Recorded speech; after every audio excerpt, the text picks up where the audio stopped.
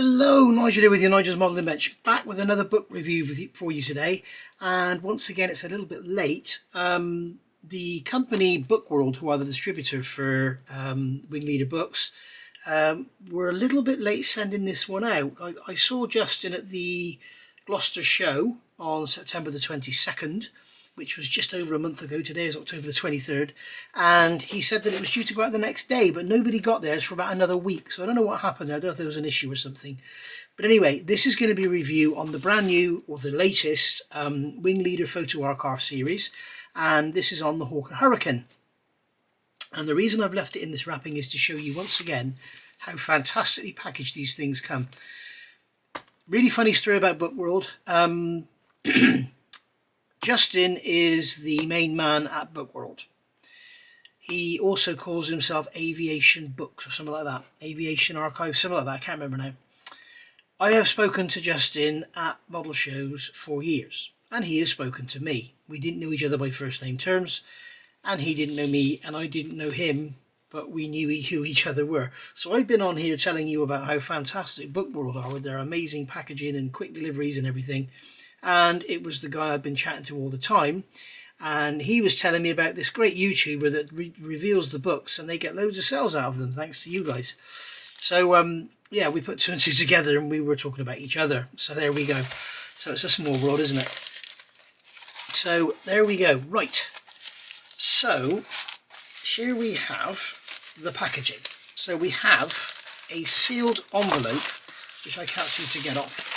So if your packaging gets wet, like when the postman leaves it outside your front door, fear not, because it's sealed, it's plastic, it is not impenetrable by water.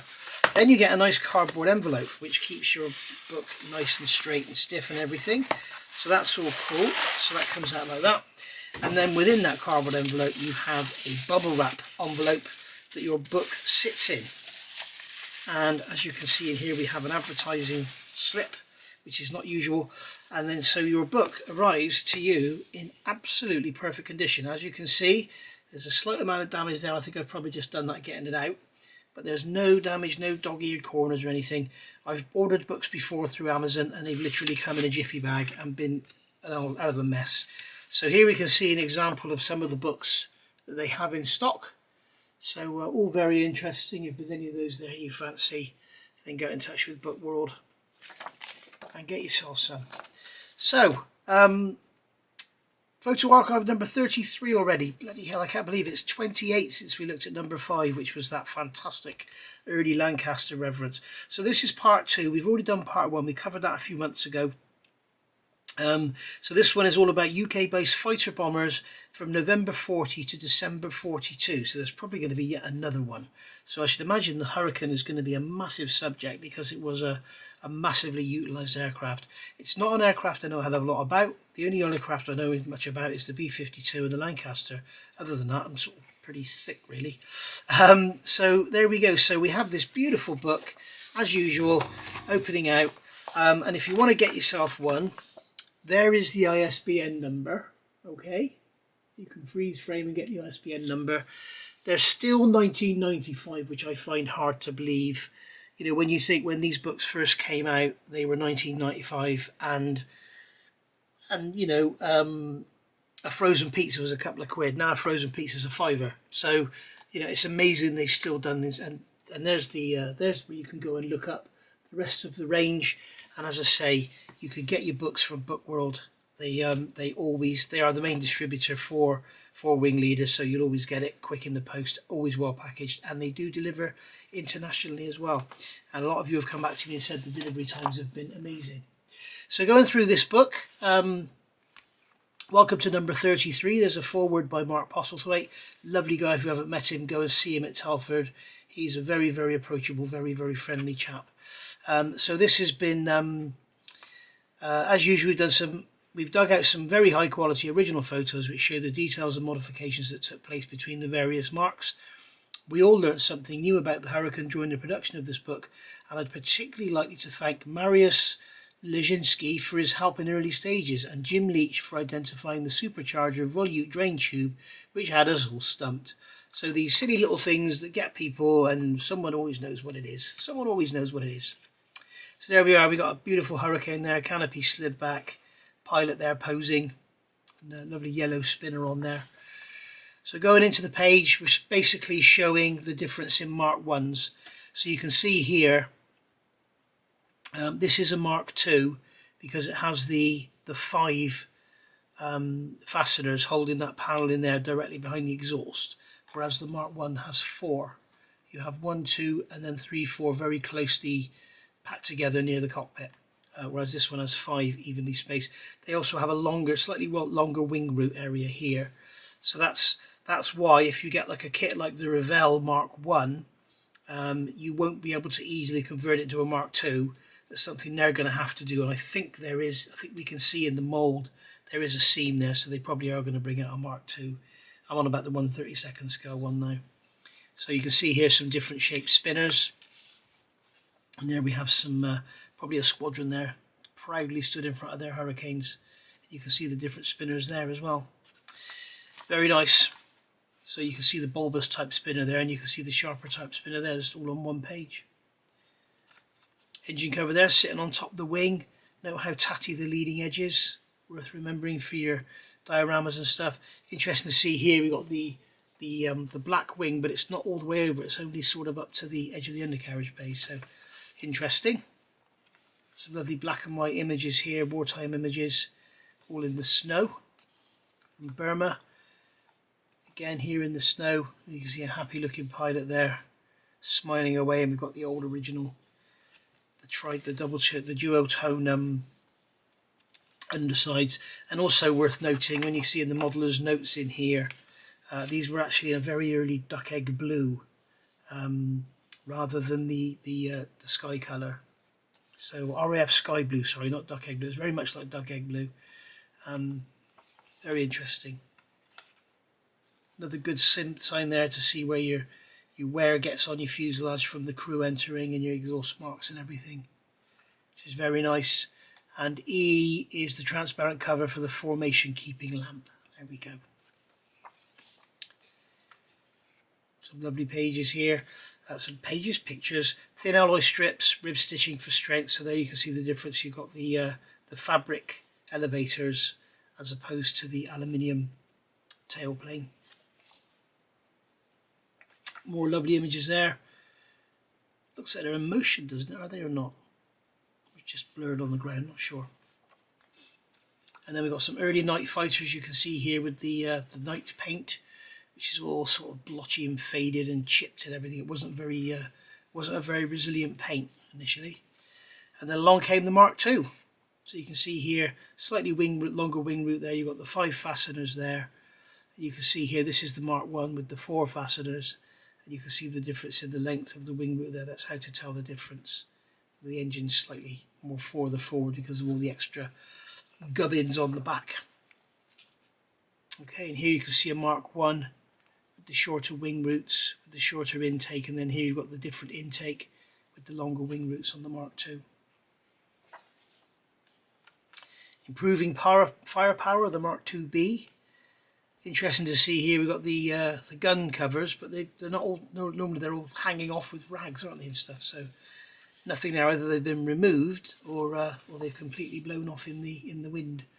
Lovely picture there of a wing opened up for us to see the machine guns and everything inside. It's amazing when you look at these photos how clean everything is. Obviously that is a brand new wing, but there is a picture in here somewhere where a guy's working in the gun bay and it looks very clean, I must admit. There it is there. You can see inside there how it's very, very clean. Some fantastic reference images in it for your models. Side panels removed there, exposing the cockpit, which is something you could do. Once again there, another engine cover removed. We've got the cover missing over the top there as well. Another colour image here with, again, modeller's notes, discussion points. Always fantastic in these Wingleader series. These modeller's notes are absolutely amazing. If you haven't seen them and you haven't got them and you're into Lancasters, get the 3 Lancaster books. They're amazing. Harry Bomber. So here we've got some bombers. There's one with flaps down. That's an unusual sight. And we've got some bombs being loaded on here with the pilot watching on. Some very young looking chaps there, stood in front of their Hurricane with all the side panel removed. You'll see some lovely detail in there of some lines and cables and controls, all sorts. Some more bombs here being loaded. More colour images and the modeller's notes, which are fantastic. You can see we've got the anti-glare shields on here, those flat panels that come out the side to stop the pilot being glared by his exhausts. There's one, unfortunately, there crashed, nosedived. There's one talking about what he's done. Oh, I took him out. I had 3 of them, mate. I did. As you can see, it's a lovely, lovely book with some great images. And, you know, for your weathering and stuff like that, it's just perfect. You can see here some cannons. So this is the Mark II-C. You can see the cannon, the feed motors there have been lifted up to get to the guns, and then they'll get lowered down. See the recoil springs on them there. There they are being reloaded with their shells. Beautiful image there, close up. Probably taken from another Hurricane. You can see there the exhaust shields, the heat shield or light shields. Anti-glare shields is the word I'm looking for. See the cannon sticking out the wings there. Beautiful, beautiful aircraft, the Hurricane. Some more lovely images of all in formation. And more and more and more. Some massive, what's this below? Originally built as an 8-gun Mark II-A. Z-2905 was returned to Hawkers following a brief spell served in one squadron in the spring of 41. It had cannon arm wings fitted before being allocated to the ANAE, where it was photographed in February, fitted with 90-gallon non-jessable ferry tanks. So they're practicing with ferry tanks on there. And note the eye bolts here under the wingtips for picketing. Okay, guessing that's for tying down. Got some more night fighters here. Got their lovely logos being painted on the sides of their cockpits. Very interesting to see. There's those ferry tanks by the look of it. And there you can see there's a fantastic image. All the panel edges are all chipped. It's all chipped underneath. This paint was awful. It wasn't resilient at all. There you are, look at that one there, covered in stains and God knows what. Same here. Beautiful formation pictures, again with ferrying tanks.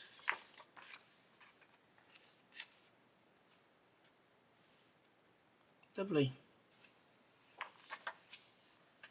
More lovely images of the dirty areas behind the gun ports and everything. More ammo being loaded. Almost thought that was a Spitfire then. From that angle it almost does look like a Spitfire, doesn't it? But then I guess no, shut up, Mike.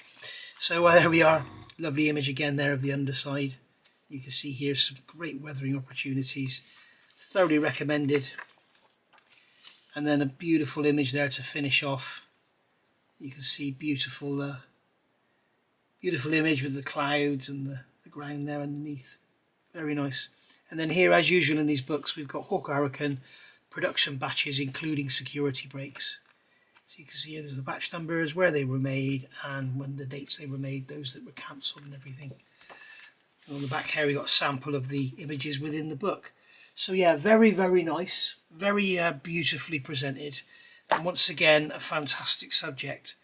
And as I say, for those of you that have the slightest interest in the Hawker Hurricane, or if you have a relative or a friend, it'll be a great little Christmas gift for them as well.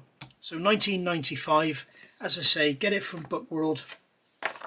That's the company there, Bookworld, and there's their contact details down there. You've got bookworld.co.uk, sorry, bookworldws.co.uk, and then you can, so that's their website, that's where you can email them, and that's where you can phone them. Took me a while to work that out, didn't it? It's because I'm old.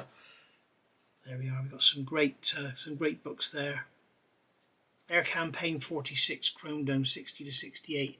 Might have to get that one. And it's not just aircraft he does all sort of military stuff as well. There's modeller's guides, as you can see. Really, really great range of books. You generally see him at a lot of shows. He always has a massive stand. So keep your eyes open for them. Bookworld, Justin is the name. And he's a lovely, lovely guy. And he's generally there with his wife. And she does a lot of the distribution work. So, yeah, thank you for sending me this. Very, very grateful. Thank you, Mark.